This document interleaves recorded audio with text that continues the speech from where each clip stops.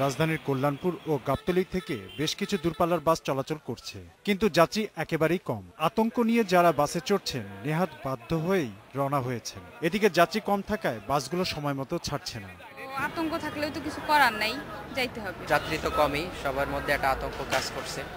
তারপরেও কিছু নির্দিষ্ট কারণে বাসায় যেতেই হয়, তো সেই জন্য আমাদেরকে রাস্তায় বের হইতে হয়েছে বিভিন্ন অব্লিগেশন থাকার পরেও। সারা কথা ছিল 11:30টায়, এখনো তো সারেন। অভিজাত গাড়ির তুলনায় লোকাল ও নিম্নমানের গাড়ির সংখ্যাই বেশি।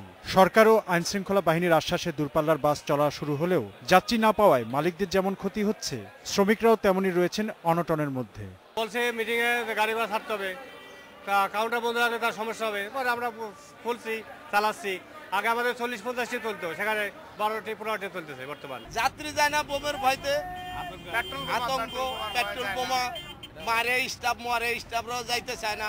সংশ্লিষ্টরা বলছেন নাশকতার আতঙ্ক ছাড়াও বিভিন্ন কারণে যাত্রী কম। স্বল্প যাত্রী নিয়ে চলার কারণে পথের খরচই উঠছে না।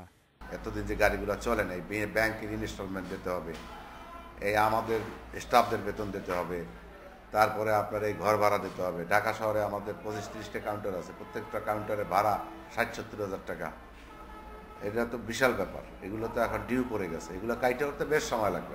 রাজনৈতিক অস্থিরতা ও নাশকতা থেকে মুক্তি পেতে সরকার ও 20 দলীয় জোটের প্রতি দৃষ্টি আকর্ষণ করেছেন যাত্রী ও গণপরিবহন সংশ্লিষ্টরা। Khalid Arafat, independent news, Dhaka.